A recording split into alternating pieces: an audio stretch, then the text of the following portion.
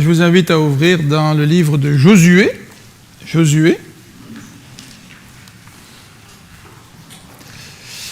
Et pendant qu'on ouvre au 5e chapitre de Josué, j'aimerais vous attirer votre attention sur une annonce. Vous êtes invité à un pique-nique d'église le 12 juin au Centre de la Nature, à 12h30. Et vous allez avoir un petit PowerPoint dimanche prochain. Mais un pique-nique d'église, donc le 12 juin, c'est une activité familiale. C'est le Parc de la Nature, qu'est-ce que j'ai dit? C'est ça? Centre de la Nature? Oui, Guy? On dirait que c'est marqué dans le bulletin que c'est 7 $ pour le stationnement. C'est ça, oui. C'est pour ceux qui ne sont pas résidents de Laval. Oui. C'est ça. Si vous êtes résident de Laval, c'est gratuit. Si vous voulez que ça soit gratuit, déménagez avant le 12 juin. Donc, puis il y a des activités pour les enfants. Hein. C'est Jean-Guy qui a pris les contacts. Il y a des activités pour les enfants. Il y a une petite ferme. Il y a peut-être qu'on pourra même faire du volleyball si Daniel amène son équipement. Là. Donc, vous pouvez mettre ça à votre agenda. Josué, chapitre 5. Je vous invite à lire à partir du verset 1er. Josué, chapitre 5. Je vous invite à lire au chapitre 1er.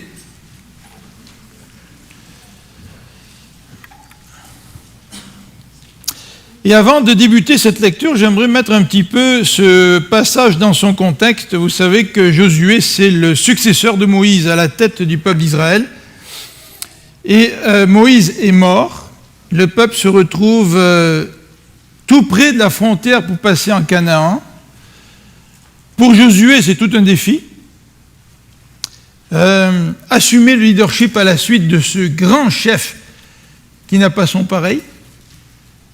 Et le peuple n'aura par la suite pas eu un chef aussi grand que Moïse, ou un leader aussi grand que Moïse.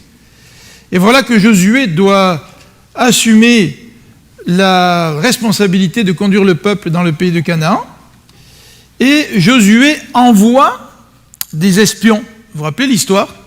Il envoie des espions pour examiner, reconnaître le lieu, la ville notamment de Jéricho. Et on a toute l'histoire là de l'épisode avec Rahab. Et par la suite, alors que les espions sont revenus au camp et ont fait leur rapport à Josué, eh bien, Dieu demande à Josué de passer le Jourdain.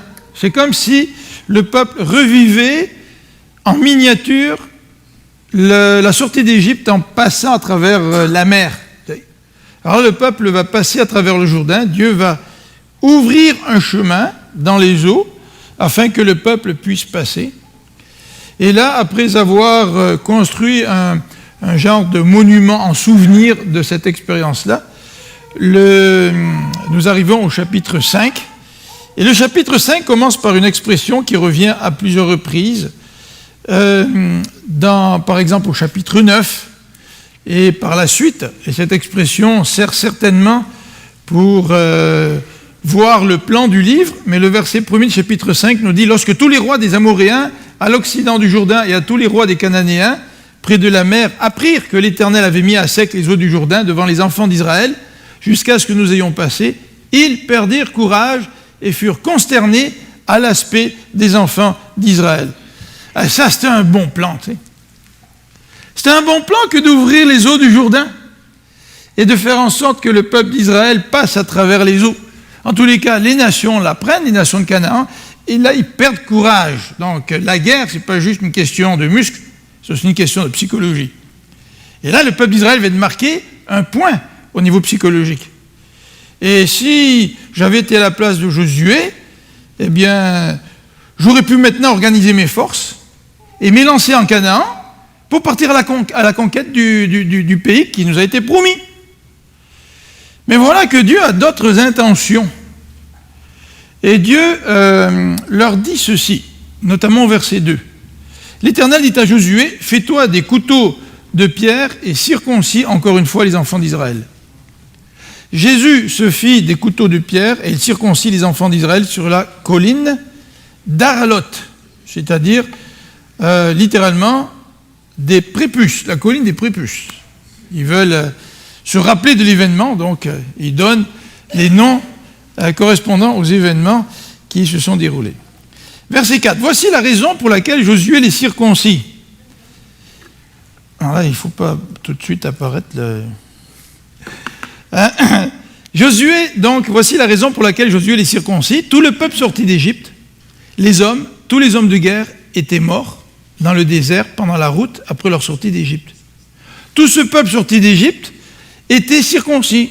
Mais tout le peuple né dans le désert pendant la route, après la sortie d'Égypte, n'avait point été circoncis.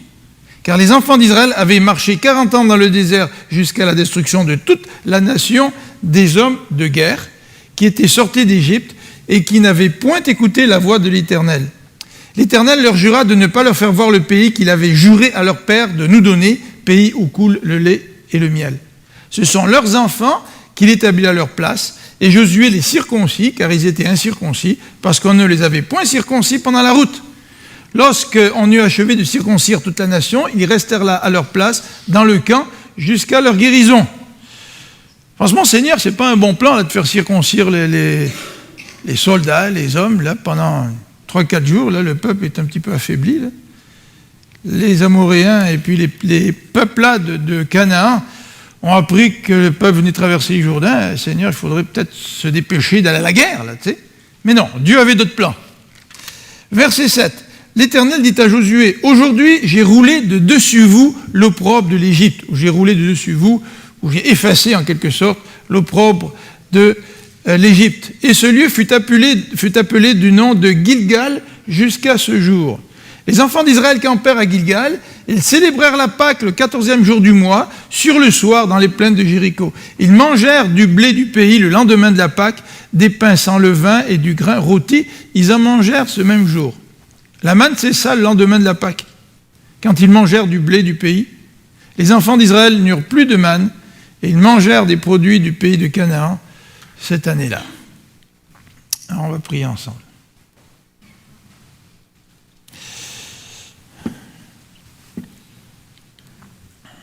Seigneur notre Dieu, nous voulons te remercier pour ta parole et encore une fois, nous te demandons de nous donner l'oreille d'un disciple pour pouvoir comprendre ce que tu dis. Mais comprendre non seulement dans le sens intellectuel, mais aussi dans la mise en pratique de ta parole. Parce qu'une vraie compréhension amène un changement pratique, un changement concret dans notre vie. Donc Seigneur, nous te prions encore une fois pour que tu puisses nous toucher et que tu puisses, Seigneur, nous encourager, peut-être même nous reprendre, ou nous instruire. Seigneur, ta parole est utile pour tout cela. Et nous voulons qu'il n'y ait aucun obstacle dans notre vie à l'œuvre du Saint-Esprit par la parole que nous regardons ce matin. Amen. Alors, comme nous en avons parlé durant notre formation biblique ce matin, j'ai choisi ce texte car je crois que l'Ancien Testament est important pour le Nouveau, pour la compréhension du Nouveau Testament. On ne peut pas bien comprendre le Nouveau Testament si on ne comprend pas très bien l'Ancien Testament. Et le Nouveau Testament s'enracine dans l'Ancien, et l'Ancien prépare le Nouveau. Donc, dans toute cette question d'Église, d'être membre de l'Église, se pourrait-il que ce sujet-là s'enracine aussi, d'une certaine manière, dans l'Ancien Testament? Et nous avons parlé un petit peu ce matin du concept de l'alliance qui unifie toute la Bible. Hein. Dieu veut faire alliance avec un peuple, il veut se choisir un peuple. Ça, c'est le plan de Dieu. Dieu veut rétablir sa création qui était corrompue par le péché. Ça, c'est le plan de Dieu. Et pour rétablir la création qui a été corrompue par le péché, Dieu a décidé de se choisir un peuple. Et que ce peuple puisse être un témoin pour les nations, Et Dieu a décidé, à travers tout l'Ancien Testament, de préparer la venue du médiateur par excellence, parce que le peuple n'a pas été le médiateur que Dieu aurait voulu qu'il soit. Donc Dieu avait l'intention d'envoyer le médiateur par excellence, Jésus-Christ, qui nous permet, ou qui permet à Dieu d'accomplir son plan de rédemption, de rachat, de reconstruction. Après l'inondation là, dont on a été les témoins à la télévision, il y a des gens qui vont devoir reconstruire. Dieu est le spécialiste de la création, mais il est le spécialiste de la reconstruction. Parce que l'homme a corrompu ce qu'il a créé. Et Dieu veut reconstruire ce qu'il a créé, et Dieu le fait à travers Jésus-Christ. Et il le fait à travers ce qu'on appelle une alliance. Parce que Dieu s'engage à reconstruire au travers d'un peuple, au travers de son Fils. Et dans toute la Bible, il y a ce thème de l'alliance qui commence à la création et qui continue avec Noé, qui continue avec Abraham, qui continue avec le peuple à la montagne du Sinaï, qui continue avec David et qui aboutit à Jésus-Christ. Et tout cela sans donner tous les détails un peu plus mineurs de tous les aspects de cette alliance, pour dresser un portrait très très rapide. Là. Dieu est un Dieu qui veut faire une alliance.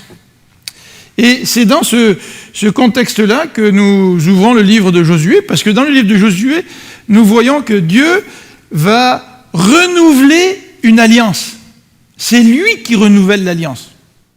Et ça, c'est une des caractéristiques de l'alliance dans la Bible. Quand Dieu fait alliance avec son peuple, c'est lui qui fait l'alliance. Ce n'est pas le peuple qui s'assoit à la table de négociation puis qui décide de faire une alliance avec Dieu. C'est Dieu qui fait une alliance, parce qu'il aime son peuple, il veut le prendre, son peuple, il veut prendre soin de lui, il veut reconstruire ce peuple qui est affecté par le péché, et il veut rentrer dans une relation d'alliance avec nous. Et une relation d'alliance, pour Dieu, ça veut dire que cette relation-là, il ne la renie pas. Donc quand Dieu rentre dans une relation d'alliance avec moi, avec toi, c'est le meilleur cadeau que Dieu peut te faire, qu'il peut me faire.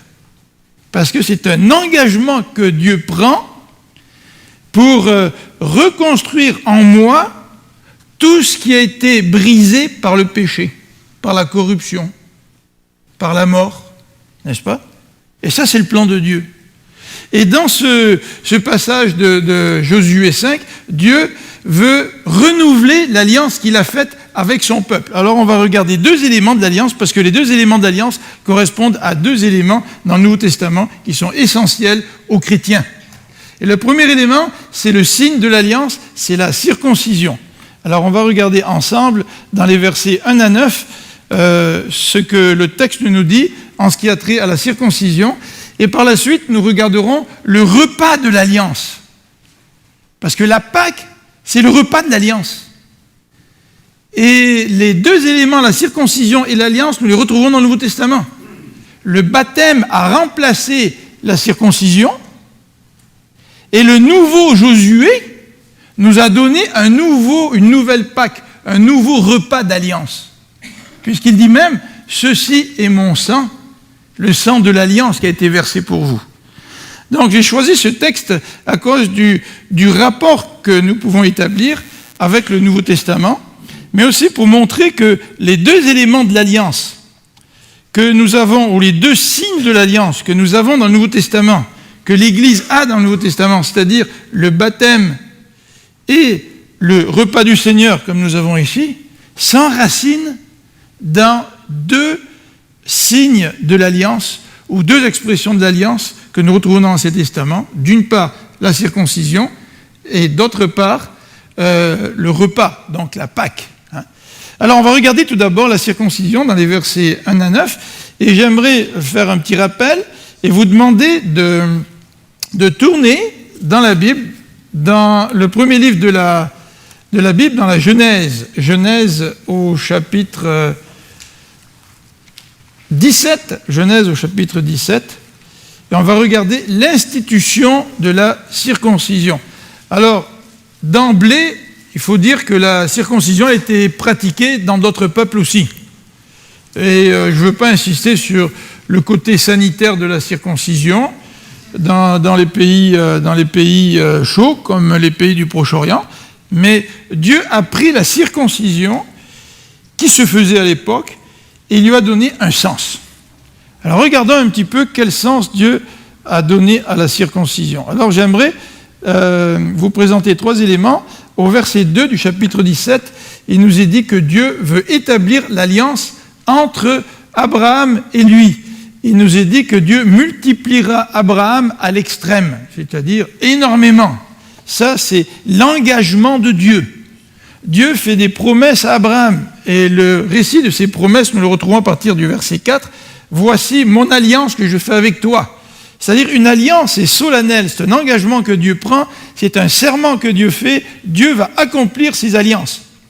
Et le texte nous dit « Tu deviendras père d'une multitude de nations » et au verset 5, « On ne t'appellera plus Abraham, mais ton nom sera Abraham, car je te rends père d'une multitude de nations, je te rends fécond à l'extrême. » Donc Abraham, c'est ça que ça veut dire, père d'une multitude. « Je ferai de toi des nations, et des rois sortiront de toi. J'établirai mon alliance entre moi et toi, et tes descendants après toi, selon leur génération. Ce sera une alliance perpétuelle en vertu de laquelle je serai ton Dieu et celui de ta postérité après toi. Je te donnerai et à tes descendants après toi le pays que tu habites comme étranger, tout le pays de Canaan, en possession perpétuelle, et je serai leur Dieu. » Donc vous voyez, Dieu s'engage à différents niveaux, au niveau de la multitude, au niveau d'une bénédiction, au niveau du pays que Dieu s'engage à donner à son peuple.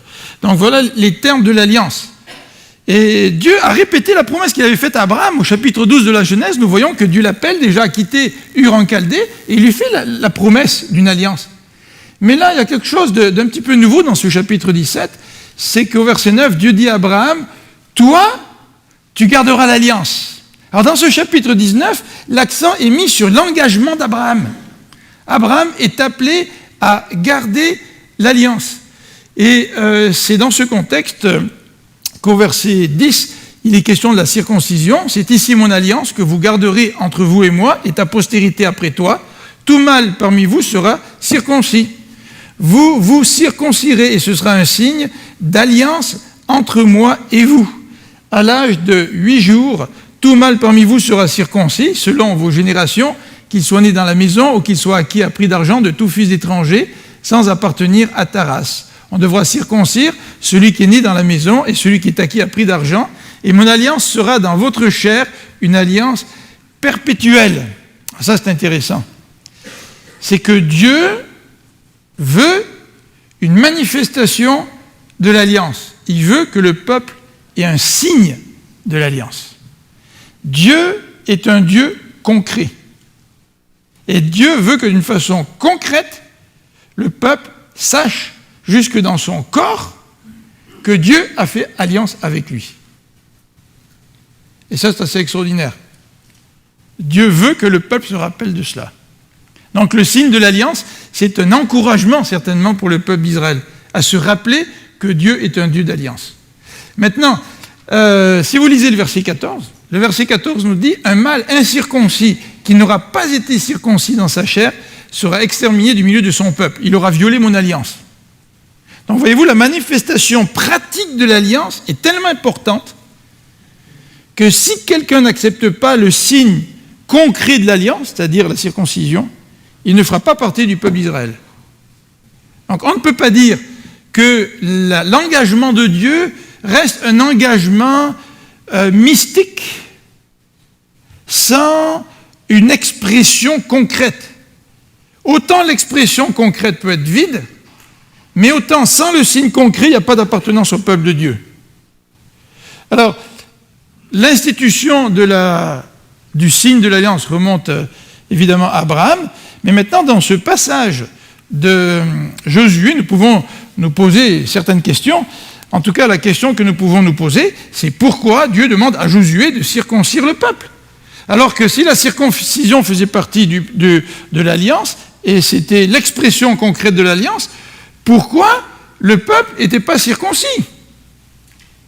Et ils avaient pourtant Moïse comme chef. Et Moïse aurait pu encourager la circoncision. Là, il faut mettre les choses en ordre. Il semble qu'il y ait eu un laisser-aller. Il semble qu'il y ait eu un laisser-aller dans ce domaine qui est quand même crucial. Hein. Alors, dans les versets 4 à 6, le texte nous indique la raison pour laquelle Josué les a circoncis. Alors il nous est dit au verset 5, « Tout ce peuple sorti d'Égypte était circoncis », c'est-à-dire ceux qui ont vécu l'expérience des 10 plaies, qui ont traversé la mer et qui ont fait un petit tour pendant 40 ans dans le désert. Tout cela était circoncis, mais le texte nous dit « Mais tout le peuple né dans le désert, pendant la route, après la sortie d'Égypte, n'avait point été circoncis. » Un peu étrange, hein? Un peu étrange, mais peut-être pas tant que ça. Parce que si le peuple qui avait marché pendant 40 ans dans le désert était resté fidèle, le peuple aurait accordé de l'importance au signe de l'alliance et ils auraient circoncis leurs garçons mâles, leurs enfants. Là, et certainement que leur incrédulité nous est décrite au verset 4 à 6. Et cette incrédulité nous est décrite de façon très claire au verset 6. Les enfants d'Israël avaient marché 40 ans dans le désert jusqu'à la destruction de toute la nation des hommes de guerre qui étaient sortis d'Égypte et qui n'avaient point écouté la voix de l'Éternel. L'Éternel leur jura de ne pas leur faire voir le pays qu'il avait juré à leur père de nous donner, pays où coule le lait et le miel. Alors la raison pour laquelle Dieu n'a pas insisté sur la circoncision, la raison pour laquelle Dieu n'a pas demandé à cette génération d'infidèles, d'incrédules, qui se sont révoltés contre Dieu, qui ont péri dans le désert, pourquoi Dieu n'a pas exigé de cette génération qu'elle circoncie les nouveau-nés? C'était parce que cette génération était incrédule, elle avait désobéi et elle était sous le jugement de Dieu. Dieu avait déjà rejeté cette génération. Pourquoi leur demander de pratiquer le signe de la circoncision si cette génération est une génération qui était sous le jugement de Dieu? Mais voilà que cette génération qui est sous le jugement de Dieu reflète en quelque sorte par leur vie un signe qui est vide de sens. Ils avaient ce signe dans leur chair là, qui était vide de sens. Et malgré le fait qu'ils étaient circoncis, bien, cette génération a été rejetée par Dieu. Et là on a une petite leçon. C'est que le signe ne garantit pas notre fidélité envers l'alliance. Et si, on le verra plus tard, le baptême remplace la circoncision dans le Nouveau Testament, on peut d'emblée dire que de se faire baptiser peut être un signe vide de sens. Et que ce n'est pas le baptême qui fait en sorte que je vais rester fidèle à Dieu et que je peux très bien être rejeté par Dieu même si je suis baptisé. Le fait que Dieu m'accepte repose sur autre chose que le baptême. Le baptême, c'est un signe visible. Et quand le signe visible correspond à une réalité, le signe prend toute sa signification. Mais quand le signe ne correspond pas à la réalité, le signe devient comme une coquille vide. Et c'était le cas pour le peuple d'Israël. Alors, devant ce nouvel avenir qui s'annonçait pour le peuple sous le leadership de Josué, Dieu leur demande maintenant de restaurer le signe de l'alliance. Et ce qui est fantastique dans ce texte, c'est qu'on a un double serment au verset 6. Regardez le verset 6 du chapitre 5 de Josué. L'Éternel leur jura de ne pas leur faire voir le pays qu'il avait juré à leur père de nous donner. Vous savez, c'est très solennel ça quand Dieu jure. Devant la rébellion du peuple d'Israël, Dieu a dit « Je ne vous donnerai pas le pays et j'en fais le serment ». Mais ce qui est fantastique, au-delà de ce premier serment, c'est que Dieu fait un deuxième serment. Et son deuxième serment, il est en continuité avec la promesse faite à Abraham. Malgré l'incrédulité, malgré l'échec de cette génération, Dieu fait le serment de donner le pays à la génération qui suit. Et ça, c'est extraordinaire de se rappeler que notre péché ne mettra jamais en danger le plan de Dieu. Et même si Dieu a juré de faire périr cette génération dans le désert, son plan va continuer. Et il le dit par serment au travers de la génération suivante. Alors, vous savez, cette restauration du signe de l'alliance était était extrêmement importante, malgré le danger. Parce que vous êtes en guerre, là, et vous décidez de circoncire tout le peuple, eh bien, c'est un moment idéal pour que les ennemis vous attaquent. Vous vous rappelez, dans la Genèse, la sœur des 12 tribus, des 12 frères, était tombée amoureuse de Sichem, un prince du pays de Canaan. Et puis, les frères n'étaient pas contents. Et ils ont dit à Sichem, tu ne fais pas partie de notre famille. Et ils ont dit, pour que tu puisses avoir notre sœur, il faut que tu te fasses circoncire, toi et ta famille. Puis ce prince-là aimait tellement cette fille qu'il s'est fait circoncire. Et pendant les 3 ou 4 jours qu'ils étaient dans les douleurs, les 12 frères, ou les frères, les fils de Jacob sont arrivés, ils les ont tous passés au fil de l'épée. Donc, d'accepter une circoncision, là, quand tu rentres dans le pays de Canaan, puis que tu es en état de guerre, c'est quand même grave, il y a un danger là. Mais un danger beaucoup plus grand que ce danger-là. Et c'est pour ça que Dieu a demandé au peuple d'accepter de nouveau, de réinstaurer le signe de l'alliance, c'est-à-dire de procéder à la circoncision. Vous vous rappelez l'exemple de Moïse au chapitre 4 de la Genèse, alors que Dieu l'a appelé. Dieu l'a appelé pour être le leader du peuple d'Israël, vous vous rappelez? Pendant la nuit, Dieu a voulu tuer Moïse. Mais comment ça se fait?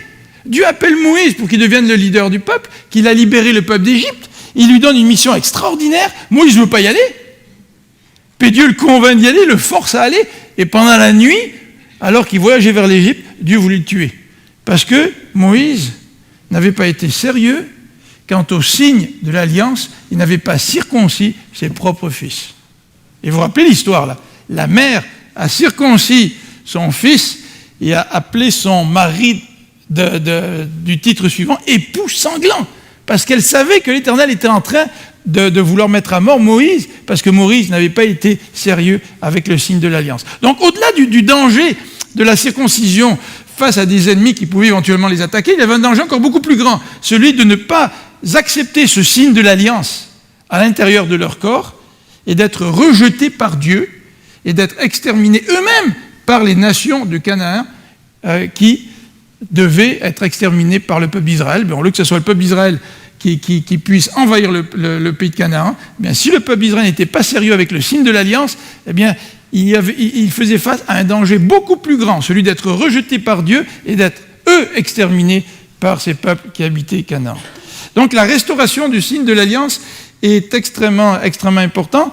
Et remarquez que c'est à la suite de cela, au verset 9, que Dieu dit à Josué, « Aujourd'hui, j'ai roulé de dessus de vous l'opprobre de l'Égypte. » Qu'est-ce que ça veut dire l'opprobre de l'Égypte? L'original peut être traduit par la moquerie de l'Égypte. Dieu a promis de vous donner un pays. C'est quoi cette affaire-là de vous donner un pays? Regarde, ils ont réussi à partir d'Égypte, puis ils errent pendant 40 ans dans le désert, là.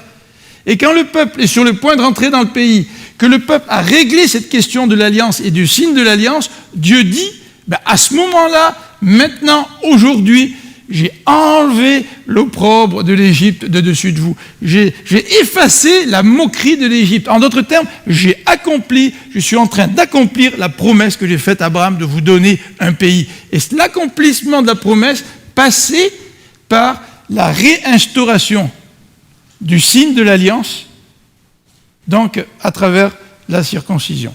Alors, deuxième élément que je vous invite à regarder maintenant, avant de prendre notre repas du Seigneur, c'est celui-ci, le repas de l'Alliance.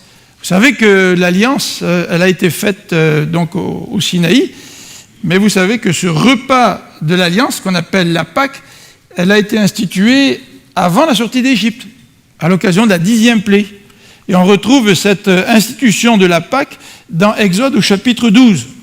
Et si vous tournez dans Exode au chapitre 12, vous allez voir que cette institution de la Pâque et du repas pascal, parce que la célébration de la Pâque, c'est la célébration d'un repas, eh bien, cette institution de la Pâque, du repas de l'Alliance, c'est un signe, nous dit le verset 13. « Le sang vous servira de signe sur les maisons où vous serez.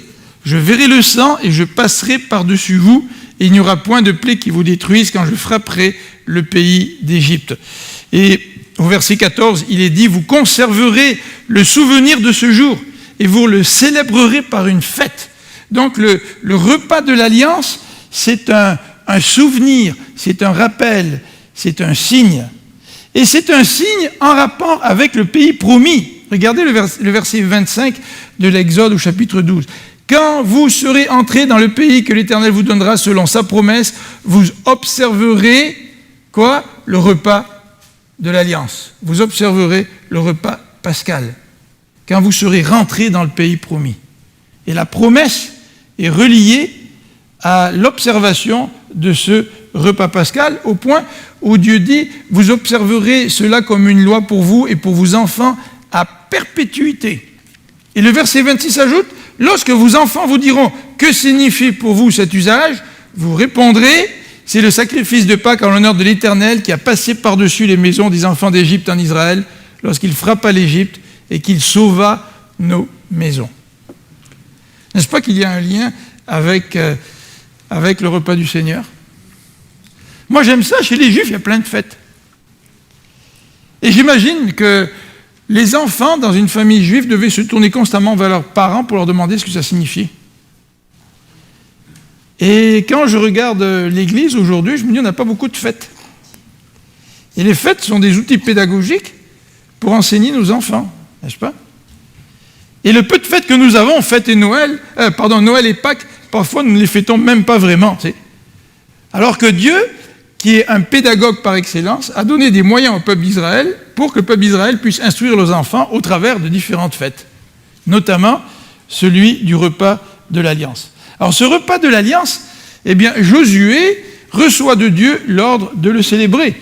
Et au chapitre 5 de Josué, les enfants d'Israël célèbrent la Pâque. Et c'est un petit peu logique de célébrer la Pâque après avoir de nouveau restauré le signe de l'Alliance. Je ne peux pas célébrer la Pâque si je ne suis pas circoncis. Et dans Nombre, au chapitre 9, au chapitre 9, au verset 1 à 14, nous avons le récit de la célébration de la Pâque au Sinaï. Et plusieurs commentateurs pensent que le peuple d'Israël, dans le désert, n'a pas été fidèle dans la célébration de la Pâque. En fait, dans le chapitre 9 du livre des Nombres, il nous est dit, au verset 13, si celui qui est pur et qui n'est pas en voyage s'abstient de célébrer la Pâque, il faut être pur pour célébrer la Pâque, celui-ci sera retranché de son peuple. Alors, Josué, étant donné que le peuple vient de célébrer de nouveau l'Alliance, étant donné que le peuple vient de nouveau d'accepter le signe de l'Alliance, eh bien c'est tout à fait logique, maintenant ils sont prêts à célébrer la Pâque au même moment de l'année, le premier jour du mois, le premier mois, le 14e jour du mois, le peuple d'Israël a donc célébré cette Pâque. En fait, s'il n'y a pas de Pâque, il n'y a pas de promesse, nous dit Nombre au chapitre 9 et au verset 13. Il n'y a pas de promesse. Sans Pâques, sans circoncision, le peuple est retranché. Et si le peuple est retranché, il n'y a pas de promesse. Et tout de suite, Josué a compris le lien entre la Pâque et l'application de la promesse. Il se trouvait devant un nouveau départ, un nouveau défi. Le pays promis qui était là devant eux. Et c'est la raison pour laquelle ils ont célébré la Pâque. Alors, ce qui est intéressant, et on va terminer avec cela, dans le livre de Josué au chapitre 5, c'est qu'associé à la Pâque, nous voyons la providence divine. Au versets 11, 12 et 13, il est question de cette occasion qu'ils ont de manger des fruits du pays. Et il nous dit au verset 12 que la manne a cessé le lendemain de la Pâque, quand ils mangèrent du blé du pays. Alors ce qui est intéressant, c'est que la circoncision précède la Pâque. Alors je ne sais pas si on peut faire le lien, ou si vous faites le lien avec le Nouveau Testament, est-ce que le baptême précède le repas du Seigneur ? Vous savez que dans le Nouveau Testament, il ne nous est pas clairement dit que le baptême précède le repas du Seigneur. Mais si on regarde le contexte de l'Ancien Testament, en tout cas, la circoncision précède la Pâque. Tu ne peux pas prendre la Pâque sans être circoncis. Et deuxième élément, c'est que Dieu, étant donné qu'il a fait alliance avec son peuple, il va pourvoir. Il a pourvu de manière miraculeuse et va continuer à pourvoir. Et il va continuer à pourvoir au travers des saisons, au travers des récoltes. Et la providence de Dieu, qui est extraordinaire pendant les 40 ans passés dans le désert, arrive à sa fin. Et Dieu va pourvoir au travers des récoltes naturelles. Alors, Dieu pourvoit. Et ce qui est intéressant quand on prend le repas du Seigneur, si on se rappelle que le repas du Seigneur, il est réservé à ceux qui ont fait cette alliance avec Dieu. Si nous pensons que ce repas du Seigneur est réservé à ceux qui ont exprimé cette alliance par le baptême en tant qu'adultes, eh bien nous prenons ce repas du Seigneur en faisant partie de l'alliance et nous nous rappelons que Dieu, parce que nous faisons partie de l'alliance, Dieu est celui qui pourvoit. Et vous vous rappelez les paroles de Jésus dans Jean 6, alors que Jésus fait la multiplication des pains, un miracle extraordinaire. Et quand Jésus veut mettre de côté l'extraordinaire, parce que nous ne vivons pas à coups de miracles extraordinaires dans la vie, c'est pas vrai. Dieu peut agir de manière miraculeuse dans notre vie, mais la providence de Dieu s'exprime au travers du quotidien. Hein. Et Dieu, dans le quotidien, Jésus, dans le quotidien, veut être notre nourriture. Et quand Jésus a parlé de ça au peuple, le peuple qui s'attachait au miraculeux, qui voulait voir des multiplications des pains, le peuple a rejeté Jésus. Et nous qui prenons ce repas du Seigneur, nous acceptons Jésus parce que nous reconnaissons que nous nous nourrissons de lui. Nous reconnaissons la providence de Dieu au travers de Jésus, qui est pour nous notre nourriture spirituelle, nous qui faisons partie de l'Alliance.